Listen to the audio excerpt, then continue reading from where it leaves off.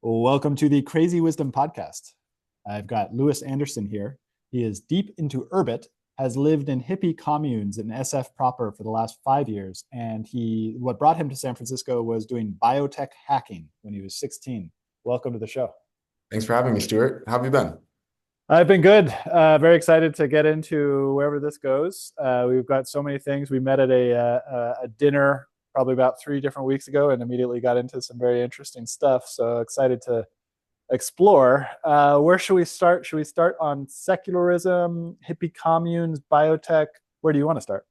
I think we can, in a funny way, where we met actually dovetails into all of those. So we met in a like hacker house commune that is also like it's supposed to be a monastery for code in a sense. And so I think like it gets into like this like really interesting phenomena that I feel like we're seeing more and more, which is like people are seeking out pseudo religious structures to like create meaning in their lives these days. Because I guess we can talk about secularism. In a sense, like modern secularism transformed itself into a religion and a dead one at that, that doesn't seem to be something that people actually enjoy practicing, you know? So yeah, really interesting. But you're secular yourself, right? So you Somewhat. well, I have, it's hard to, this is, I went on to Perplexity and I tried to find a definition of secularism, and all it said is basically a separation between church and state. So having either soft or hard secularism, like the United States and France, says no public practice of religious is allowed in state institutions. India Mhm, has the other example, which is, I think from Gandhi, which is all the religions are the same. So mhm, you can do it. They all start from the same essence. And so there's like secularism, but then there's scientism, which also comes into it. And if mhm. I grew up in secularism, and so I feel very comfortable in it. But the last 4 years have Really, thoroughly shook yeah. my belief in it. So I'm in this weird place where I don't even know what it is. Yeah, yeah, yeah, yeah. Yeah, yeah. When I Well, think of secularism, I think specifically of like the French Revolution. mm, Like the first French Revolution, the one where before Napoleon came to power, mm, like the weird period with like Robespierre and stuff. Because I think it was like the Charlie Hebdo massacre that clued me into like French secularism as like a concept kind of distinct from American secularism. mm, The French word is, I think, laicité. mm. And it's like it's American secularism is like separation of church and state, where French secularism is almost like the state persecuting the church, not entirely, but that's oftentimes what it can come off as. Like, for instance, like there's a burqa ban in Yes, France, yes, and yes. like in America, that's ridiculous. Yeah, it would never happen. It would never happen. Like that's imposing on someone's like freedom of Yeah, expression. yeah. But in France, they see it as you're not allowed to bring religion into the public sphere at all, you Mm, know? mm. And it's like It during comes this from same, Voltaire.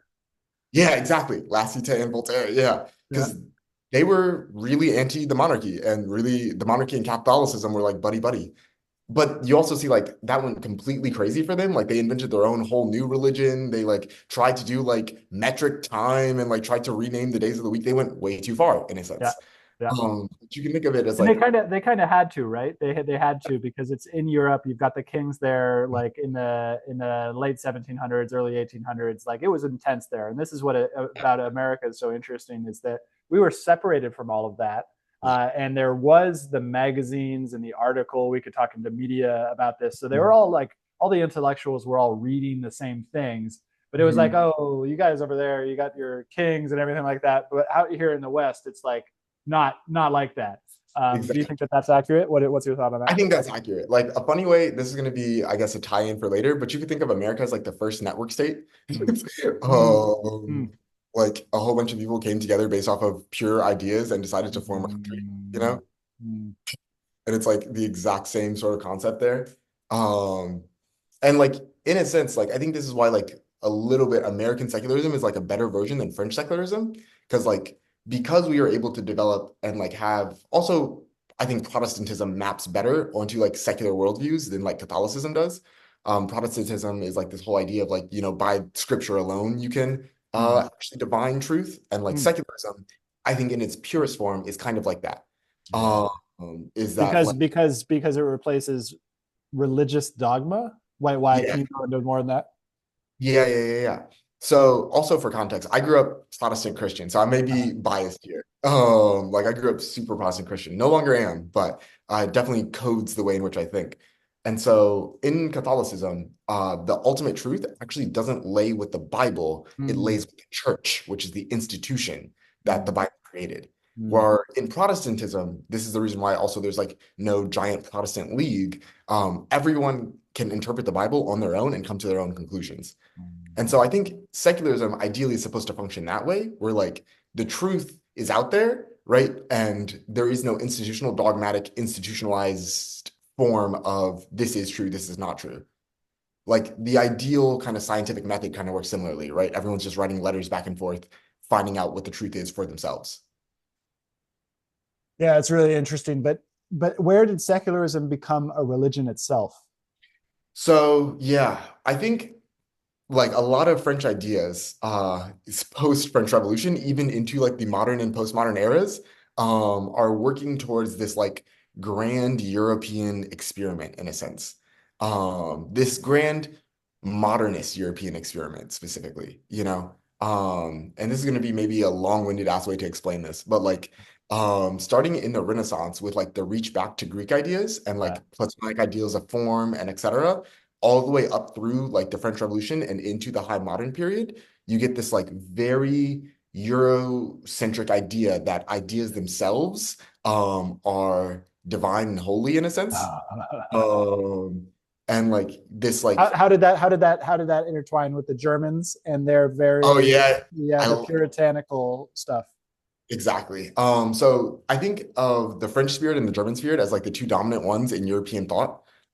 So you can almost imagine like this is gonna sound so white nationalistly, even though I'm like a black guy from America, but you can almost imagine like this like European spirit that like swept from Greece into Rome, then Yeah, retreated into the Middle East, came back during the yeah, Renaissance, like found its high point first in Italy, then in France, and then in Germany and yeah, like yeah, culminates almost with like the Austrian and the Prussian courts yeah. and like you know Wagner and like all of this like sort of like high European idealism. Hegel comes to mind, all of this type of stuff. Like Do you think it's an ancient battle between the Germans and the Italians on like Europe. what do you think of that? I somewhat think that's true. Like you can kind of see it, like even in like the difference between like the Norse influenced Yeah, Europe and like the like Romantic Norse. influenced Yeah, Europe, and like the very deep cultural differences between the two across the continent. You know, like even like in a weird way, like a lot of the Slavic tribes are closer like culturally to like Germanic peoples. They like are much more pagan in their roots. yeah, When I say like and like Italian culture is much more like Catholic, you know, like yeah. like a lot of Italian paganism, like Roman paganism, is just completely dead in a way that it's like if you go to like you know the high northern regions, like they have still like this reverence for like their pagan culture pre-Christianization. Yes. Um, you know, And I see that happening on the right now, particularly because of Nietzsche, yeah. because Nietzsche is a pagan figure, right? Yeah, he like really was into like the Apollonian and the Dionysian and Yeah. also like the Ubermensch. Like he had this, I think like he's a great example of like what I'm talking about. This is like high European spirit, where it's like, oh, he was like really trying to dialogue with like the European idea of like Mm, what is, you know, what is true, what is like motivating to man, etc. But I guess to tie this all back into secularism, I think like secularism is a cousin of this project in a yes. sense. Yes. A French descended cousin of this project. Yeah. Yeah. Yeah. Um, where secularism takes like the Protestant rejection of the church and turns it into the holistic rejection of God, you know? Mm, Um, and mm. in doing so creates its own like almost like demiurge like religion. If you're familiar with Gnosticism, the Yes. demiurge Yeah. Yeah. No, that's very interesting connection between Gnosticism, the Demiurge, and that's kind of what it is. And it's almost like, would you say the Matrix, the movie is, well, no, it's a Gnostic yeah, movie. But yeah, what's the relationship between the Matrix and secularism? Because it was a secular movie too, right? Because there's no it God, was there's no mention of spirit, there's no. it kind of well in the third movie there is, but like Um, In the first movie, yeah, it's very much not. And it's sort of like a deeply like American secularist fable of like the individual triumphing over like this like Yeah, yeah, giant system. yeah, Um, and this is like one of the weird parts about America is like America is only like halfway secular in a yeah, sense. yeah, You know what I mean? yeah, Like it's still got like this, again, this is my Protestant bias coming out, but it's still got this like deep relationship with God, but only mediated through like individual like experience. Like one of the most interesting parts about being Christian, I'm not sure how to explain this well to people who didn't grow up Christian, but are you familiar with like pareidolia or like when your brain is recognizing too many patterns? no. Oh, Uh, Paragoya. pareidolia.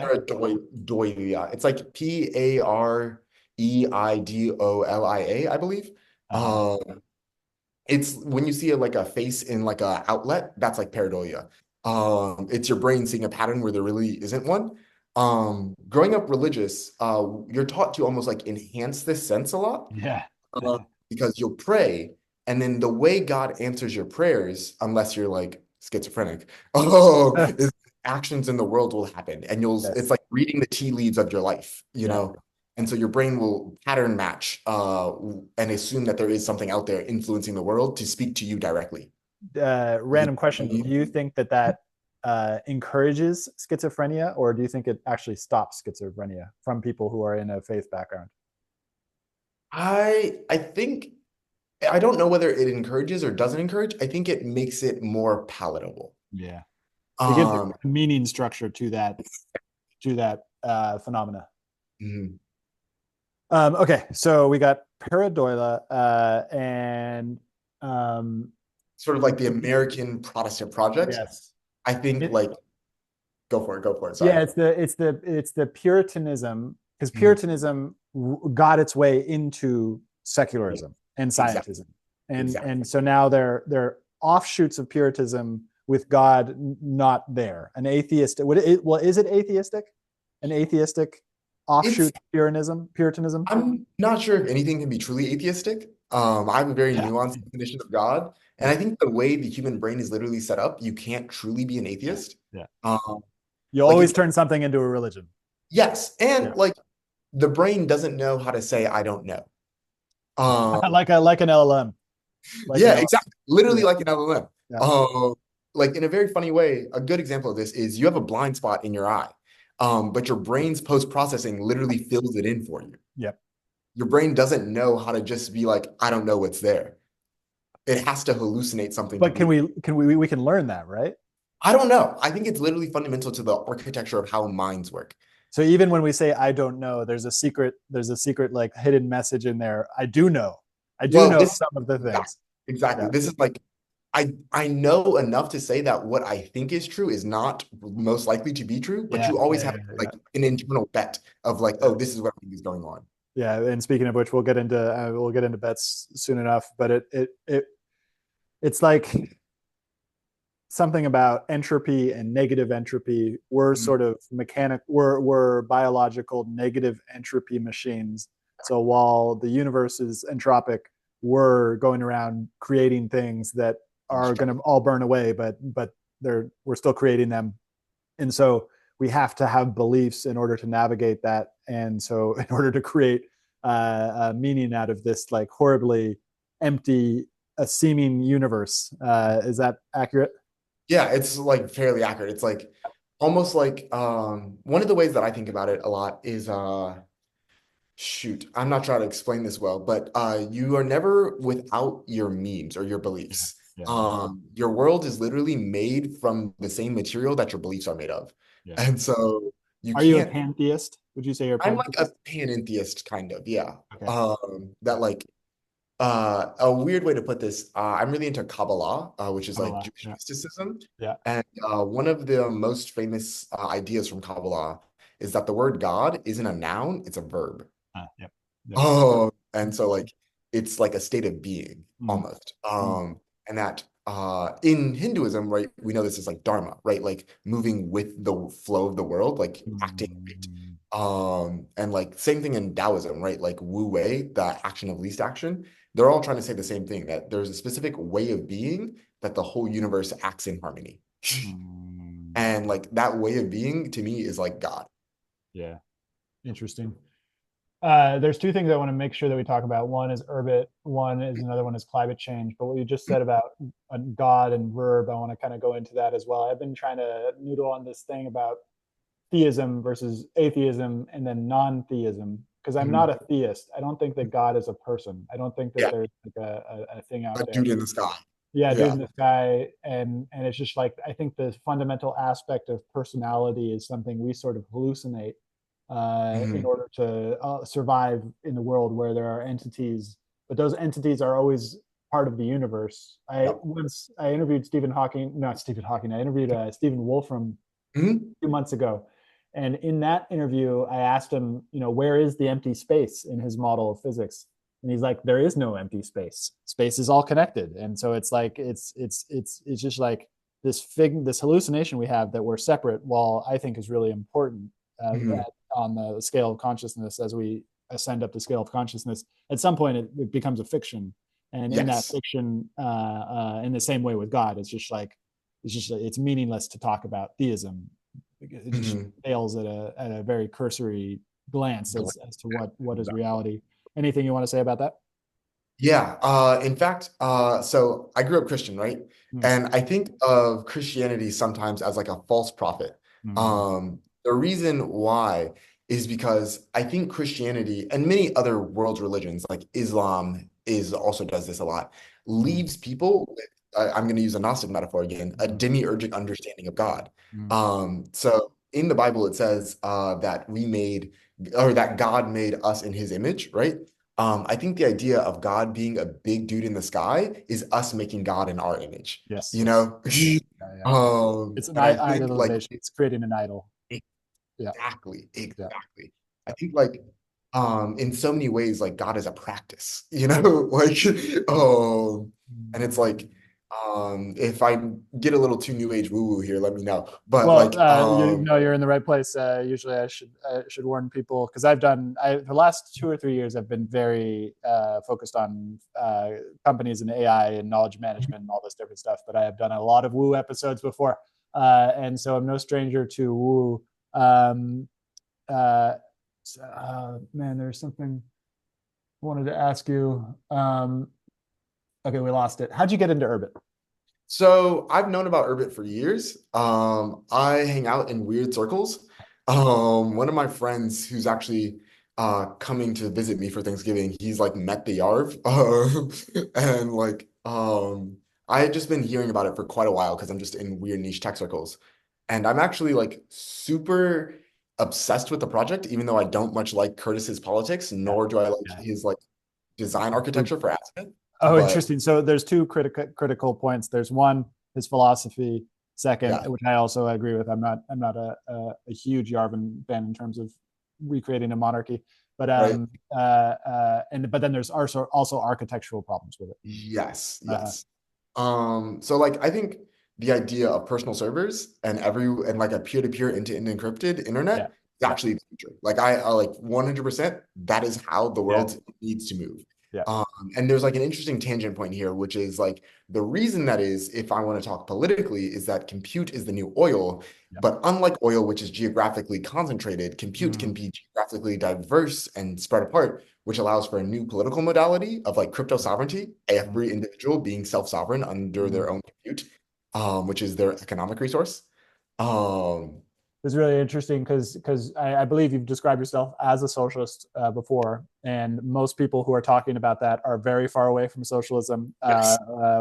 and I'm really interested to go into that because I'm not exactly not a socialist. I just think we're thousands of years away from the point at which humanity can be in a place where we can honestly and integrally share a lot of things, basically. And Yeah. until we're at that point, socialism is doomed to fail. Yeah. Where you how do you fit in the fact that you're hanging out in the circle of neo-fascists and everything Yeah, like that? right. With like my leftist beliefs living in hippie Yeah, commune in San yeah, Francisco, right? I think one of the things that I think it's hard for people in the modern day to realize is good ideas don't have a unified origin point. Uh, there is like no yes, single yes. source of Steampunk time, right? yeah, Steampunk time. Like I have this idea, someone else in Germany has this idea, and we're not communicating at all. Exactly. Yep. No idea, no group, no creed, no color, no race have the Mm, monopoly on good ideas, unfortunately. mm, Um, yeah, yeah, yeah. and so I think it's like especially in a world full of filter bubbles, it like is almost like economically advantageous to try and resist the urge to like tribalize yourself. Yes, yes, I agree. Because you will be exposed to a wider range of ideas that will bring you much more benefit. Yep. In that though, I think um, I guess these actually tie really in together. My critique of Azimuth and my like socialist like perspective on Mhm. Urbit. Currently, how Azimuth works, there's galaxies, which are sort of like the top level domains of Urbit. And then there's stars, which are like the, medium middle managers of Urbit. And then there's planets, which are normal everyday people. Um, all of these are NFTs on the Ethereum blockchain, and they also serve as infrastructural use for the actual network. Mm, Um, at the risk of getting too into the weeds, mm, galaxies maintain a stable IP address so that as a planet, you can always go to the same IP address for the same galaxy and know that, okay, that's that galaxy. And then because of that, that galaxy has access, it can see all the planets mm, and it can connect the two planets and say, hey, this planet's IP address is this planet's IP address is this. Now you mm, two can mm. communicate to each other without having to talk through me. That's like sort of the purpose of galaxies, right? Got it.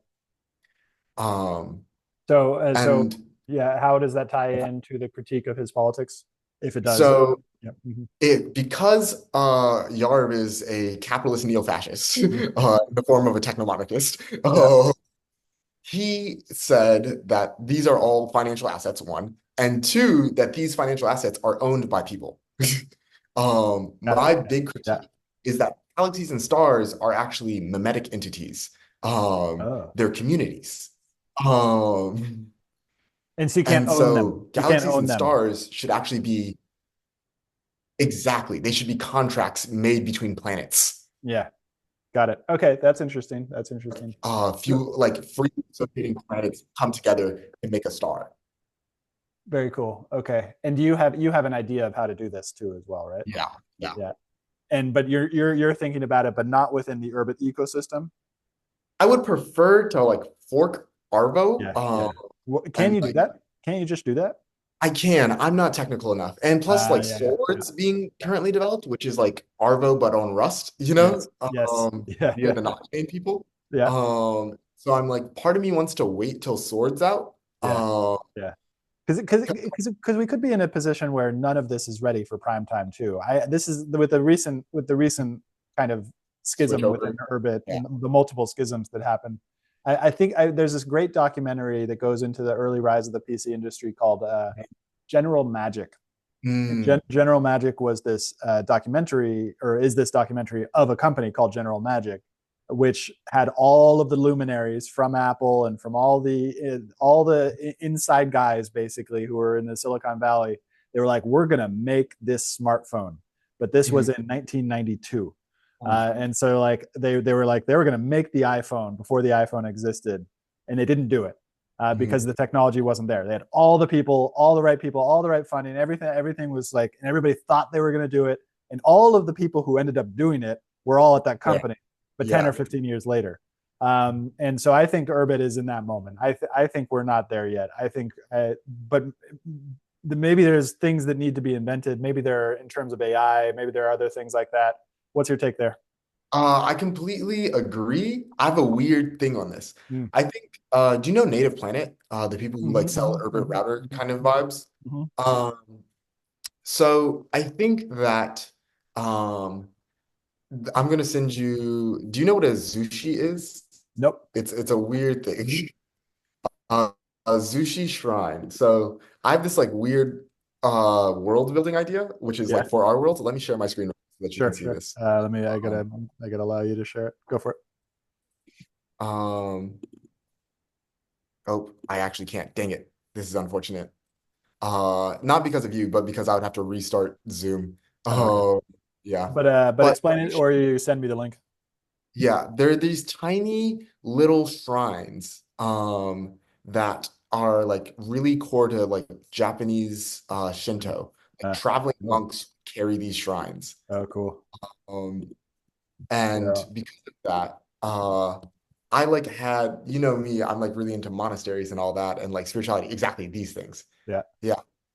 So Um, miniature Buddhist shrine used to house sacred objects like Buddhist statues or sutra scrolls. exactly. So they're cylindrical. And do you know the Mac OS, the like Mac Pro? That was a black cylinder. No, that's weird. Oh, you should look it up. Look it up. Mac Pro cylinder, and it's like it pops up so quickly. Um, I've had this idea for a minute now, that in the future looks like the past. Yeah, And so every rich Roman household, they had a shrine in their house that they yeah, would pray to before they leave.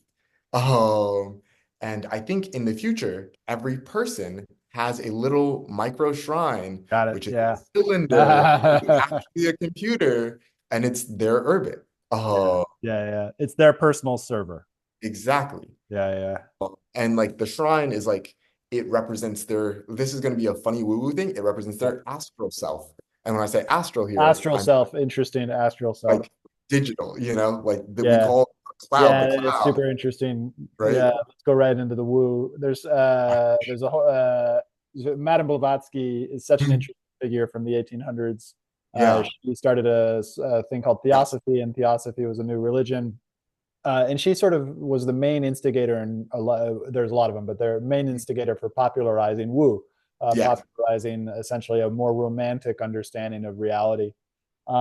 And there's all these things like the what is the library that they call the Oh, the Akashic records. Akashic Records, Yeah, yeah, yeah, yeah, Akashic yeah. Records, which is the basically the idea that you can go in and find any piece of knowledge. It's out there, and we all have connection to it through spirit.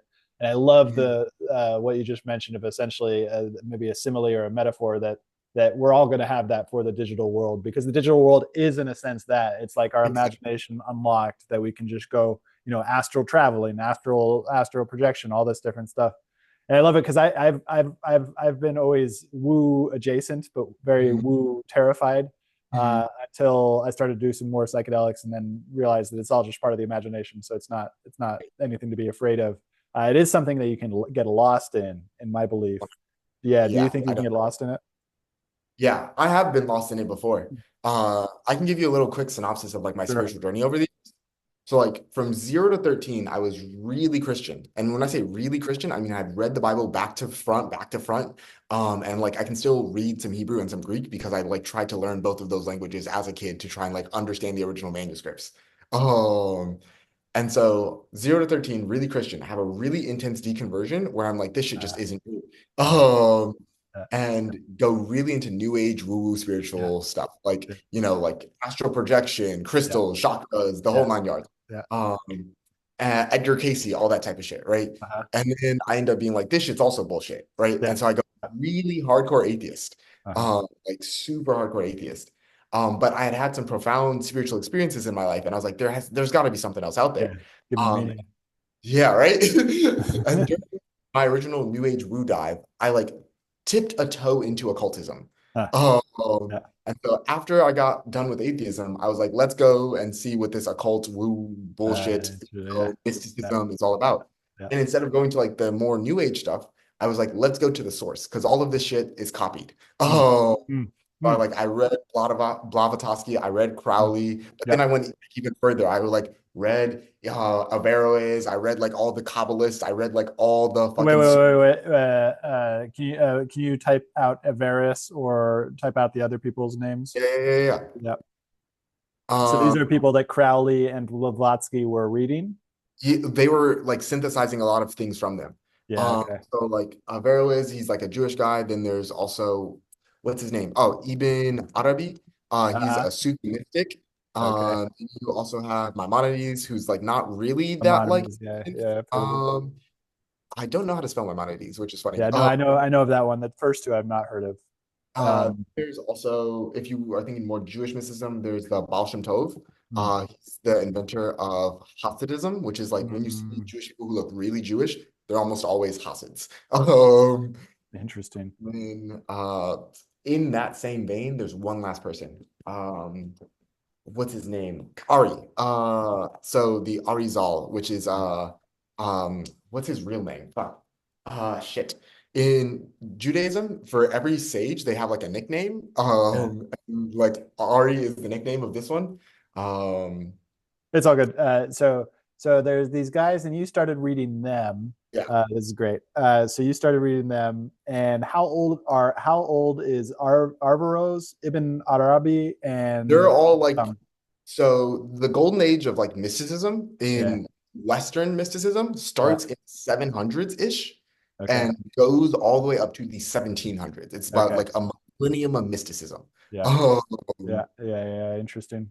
This is so uh, interesting because the Dark Age, the Golden Age, mhm, the popular conception is that we in the West had a dark age from 500 to 1500, mhm, but really when you look at it, it's like, well, kind of. mhm. And then I wanted to in my own woo journeys, I went and read this guy on Quora. I've now forgotten his name, but he was a mystic, and he was talking about how the whole world went through a dark age between 500 and 1500 AD. But that's not really true either, because you had Chinese golden ages, you had Middle Eastern and golden ages, so it's really regional. And so let's get into these guys. So you went into these guys, and what did Yeah. you discover? What was there a trap there? Was there something you learned? There's some commonality. Yeah, It really becomes, I also studied a lot of Hindu mysticism around this yeah, time. okay, Almost every mystical school, there are three positions. There's radical monism, uh-huh. radical dualism, Uh-huh. and then a halfway compromise, which I think is bullshit. Oh, that's Yeah, just my interesting. personal opinions. Um, Yeah, because it's everything's got to be one, or mhm. you've got to Or it's God and everything else. accept that everything is split. Exactly. Yeah, Um, and throughout the radical monist traditions, they all actually make a lot of sense to me and my personal experiences. Um, and so I like now have a very weird worldview that was also informed by chaos magic, which is the shit mm. that popped off after Yes, Crowley that was Crowley. died. Yeah. Yeah. Um, Have you ever heard of Jack Parsons? yeah. And Yeah, JPL and all the experiments that they did. what an interesting story. It was for the listeners. He was a rocket scientist before there was rocket scientist, and he didn't go to school, but he ended up at Caltech helping the other rocket scientists build the first rocket. He was also very much into Crowley. Biggest thing I learned from that book was that L. Ron Yes. Hubbard, was Well, hanging right. out at the house in Pasadena with Parsons and got all this stuff from Crowley, and Mhm. basically went off and started his own religion, definitely very tied up with what Crowley taught, right? Yes, exactly. You have like it to the T. It's like Yeah, kind of crazy because I have a pet theory that like weird occult woo-woo beliefs happens cyclically in terms yeah, of the entrance into popular imagination. yeah, Uh, but it is the link between the yeah, late yeah, 1950s yeah, new like UFO religions and yeah. like Oh yeah, the early 1900s like occult orders is like yeah. it's not even like speculative. It just is, Yeah, you know? no, it's like in the lineage. It is the Mhm. lineage, and this is what I've Exactly. been thinking for a long time. Is that I believe the 1960s were the third Great Awakening of the United States. Were the first two Great Awakenings. The first one was in the 1600s, before the United States was a country. Second one, I believe, was in the 1800s. Yep. And that was upstate New York in the burned over district, and that was where Mormonism started. Mormonism is such an interesting religion. Yeah. And then the third one was in San Francisco in the 1960s, where we get this huge experimentation. But of course, it was based on Blavatsky. It was based on Crowley. There was all these guys who were influential for that movement, but it took on the popular conception. And now we're in this really weird world. And Yeah. I almost want to save the climate change one for the transhumanism. Well, Mhm. actually, I'll give it up to you. What do you want to do? Do you want to talk more about climate change and making bets on our beliefs, or do you want to go into transhumanism and maybe potentially making some bets there? It's a hard one for me. Yeah. I think the two, so far as I can tell in my brain, are like really intertwined. Oh, interesting. Okay. Well, Oh. how are they intertwined? My personal beliefs are that people should have the same posture towards their body that humanity should have towards the earth. Hmm. Um, like lots of people in the West have this posture that they're like a disembodied soul Yes. piloting a robot Yes. body, Yes. and Yeah. that robot body is like kind of like their servant or slave, Yep. and a bad one at Yep. that, right? A mortal Um, mortal coil. The mortal coil. exactly. Yeah. I really think that that's like so wrong in almost every way. Yeah, I think we should think of our bodies as like gracious hosts, which yeah. have chosen to take on the burden of like serving a human Carrying being. the mind. Exactly, exactly. Yeah. And it's like, and in fact, we shouldn't think of like the person being carried as a continuous thing, but as like a series of persons all sharing a host that are actually distinct. Yeah. Yeah. And so it's like in the same way, you might like leave like, like pictures up in a host's house to like commemorate the time that you were there so that a future person can like see it and be like, oh, that Mm, looks like so fun. Like like body modification is a thing that people should do, but mm, like the posture taken towards body modification shouldn't be like, oh, you terrible, terrible body. Why can't I just have a robot arm because you're so terrible. It sounds mm, like an angry husband beating his wife, like it's like so abusive. Versus like this like collaborative, growth oriented, like almost emotionally like driven co-creation of a body. mm. Um, Same thing with So, for context. so have you started body modification?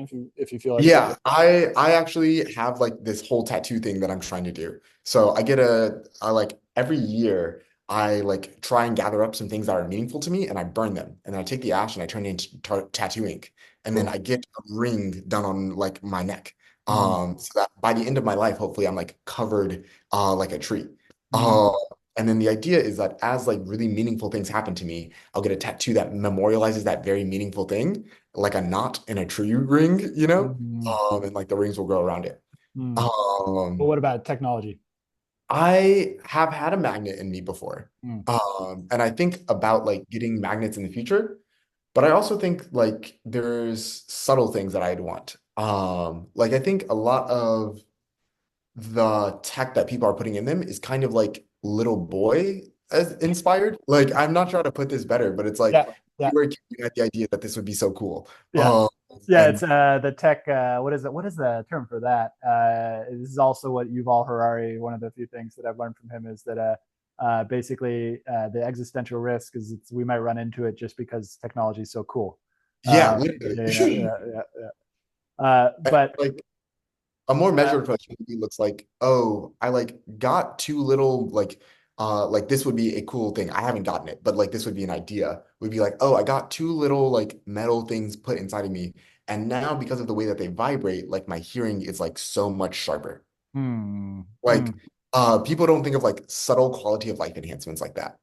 So what do you Well, think about the sort of superpowers? And we've been talking about the Bible and other things like that, like mhm, the sort of the stories of old saying that this is a path that's already been done by human beings and it didn't mhm. work out very well. What do you think of that? Yeah, I don't necessarily disagree. Like Yeah. I think like a good example is like the Bronze Age collapse or Uh-huh. like Lebanon. Lebanon's like whole thing is the cypress tree, but Yeah. practically Lebanon has none of them because like in ancient times we cut them all down. Wow. Um Yeah. like and like during the Bronze Age collapse we had a for them what was a global interconnected, highly sophisticated Yeah. society Yeah. and it all disappeared. And it's like I think there I have like this perspective that there's like a like very substantial difference between what I'll call indigenous cultures, and Uh, when I say indigenous, I don't just mean like Native Americans. yeah. Like there's lots of different Yeah. types of Yeah. indigeneity. Yeah. But indigenous cultures versus like settled cultures, not settler colonialism, but Yeah. settled. Yeah. Uh, Agricultural. exactly. Yeah. And I think like the posture that the two different cultures take towards the world is like fundamentally different. Yeah. One Because takes like the like yeah, abusive husband, abundance. and the other one takes like, oh, I'm like more like I'm a keystone species in the ecosystem that is the earth. Yeah. Yeah, You it's the know? hardest thing for me to wrap my head around as well. Is just like it feels this, but it could be romanticism, but it feels Mhm. like the hunter gatherers had a like Garden of Eden type of thing. Yeah, The yeah. agriculture really did tie us down in a way that was not really what our species was had learned how to do. But then I go back and forth over and over again on this particular issue. So because we only have about 10 minutes left, Yeah. let's tie this into the climate change thing, because Okay. Yeah. that is the cataclysmic extinction event, which I grew up believing in, which I only until 2020 started to Mhm. sort of reject in a much more comprehensive manner, and not reject in the sense that I'm completely closed to it, because I'm not. Mhm. There's only a few things that I'm have very very strong opinions on, and that would be freedom of speech, and what Mhm. happened with COVID was a Shit show. psyop that Yeah. was run by people I don't know who did some really gnarly shit. So those are the main things that I'm pretty strong opinions on. But Mhm. the climate change, like I don't, Yeah. I like. Why is it the variable that carbon? Why does carbon tie it all together? So I can try and do this well. Yeah, Don't have like any degrees in, well, I guess neither yeah, one of us knows much about yeah, credentialism. yeah, So yeah, yeah. No, and this is a like a space all the listeners know. Like this is not, yeah. none of this is fact. Like do everybody's research, and I'm gonna have a little AI guy doing all the research for me, but I don't have it there yet. So the way that it works, so far as we can tell, right, is like carbon absorbs infrared radiation. Not all gases absorb all types of radiation. Like you know the emission spectra, when you like excite a gas, it like has very clear lines on it. And when you have carbon absorbing infrared radiation, it eventually radiates that out. Half of that goes back down at the Earth. And so the more carbon you have in the atmosphere, the more likely it is that you get this Uh, greenhouse effect yeah, where the infrared bounces inside the Earth for longer than it would have. yeah, got it. Um, Okay. so that's like the greenhouse effect in 2 seconds, hopefully. And then like the corollary to that, which is like, how do we know that like the carbon that's being emitted is mostly humans? Hmm. It's the whole like radiation thing, right? Which is like Hmm. when the Earth is being bombarded with solar rays, it also gets bombarded with cosmic rays like muons and all this shit. And so Hmm. carbon that's been exposed to the sun has a slightly different isotope ratio than carbon that has not been exposed to the sun. Hmm. And oil has not been exposed to the sun until we burn it. And you can see up until I believe it's 19, I don't know what year it is, but up until the first nuclear bomb detonation, you can see the clear isotope difference. And then after that, the Earth is irradiated. So, Hmm. it's pretty hard to see Hmm. isotope differences. Yeah, interesting. So you're saying that the Sometimes, nuclear bomb released something inside the carbon, inside of anything above the Earth, exactly. that now has that radiation signature, so we know something about carbon. Yeah. So beforehand, right, like we could say, oh, this carbon was coming from underground because it's like such Got it. so Yeah. different. Okay. Got it. And then it's like after that, like the whole atmosphere is so irradiated that it's really hard to tell. Like the signal gets really noisy Yeah. post the first nuclear bomb Got it. detonation. Got it. Got it. Got it. Got it. So that's how like that's carbon. That's how we know it's coming from humans. And then why is this an issue? Is because the human, like literally for the past 10,000 years, the human climate has been like relatively stable. Yeah. And that's how we developed agriculture. Yeah. Like humans have been around much longer than the climate has been this stable. Let me also first state that. Like 100,000 years ago, the Yeah. climate was not this stable, Yeah. but for the past 10,000 years, when we did all this agricultural shit, the climate Yeah. was extremely stable. Yeah. And so throwing it off, so far as we can tell, might like endanger the life support systems that we've all come to rely Yeah. on. And the craziest thing is we have a rapidly advancing, or hopefully rapidly advancing, Yes. technology in terms of material science that's going to change very quickly. Hopefully, that's what I'm trying to track with this show. One of the Yeah. many things I'm trying to track, along with Blavatsky, what happened with there. But so we're going to have rapidly evolving, but we've got this sort of sword of Damocles. Hopefully, I use that correctly, hanging over our heads, that it's going to get too hot too quickly. Mhm. But recently, I mean, back in the 1960s and the 1970s, they were talking about it being too cold, right? Is that, Mhm. yeah, So yeah. here's one of the weird things about this. And I can actually give a very recent example. Mm, Different types of pollution cause different types of climate change. mm, mm, So like CO2 has been constantly rising, yes. But a yes. different thing that's also for a long time was also rising was particulates in the air. Uh-huh. And particulates in the air like cause essentially global cooling via increased cloud coverage. Yep. And like this is actually one of the Well, scary some people think that increasing. Well, no, no. Some people think not the increasing, but that they there think is that an that's actual gonna, company called Rainmaker yeah. that is seeding clouds. So there is definitely weather modification going on, but there is also a conspiracy theory that I think is actually a conspiracy theory, which is that we actually have full control over the atmosphere, and Yeah, I wish we did. That would be great if we yeah, did. yeah. It'd be great for quarterly profits if we did. This is why the it's just like what I really love what you said about the tribalized nature is that like having the conversation we're having now would be really difficult for a lot of people. Mhm. But I think both of us kind of agree that the one thing to avoid is to close off the mind to potentialities, because that will essentially make it harder to navigate what's coming, because it does feel like something is coming. I actually just wrote a post about this today, which is that like I think it already happened. So I think the big thing that already happened did happen in 2020. It Yeah, was an apocalypse in the sense that it was a revealing yeah, of a sort of a deep demonic process inside of humanity, mhm, and that it's already over, and that not much changed except our yeah, psychology, yeah, and so that it's already over. But I'm mhm, not, I was a prepper from 2020 to 2023, and mhm, and so I am have thought about all these different existential risks. And mhm. so climate change, what is your bet? You had mentioned a bet. Like, what is a Yeah. bet we can make?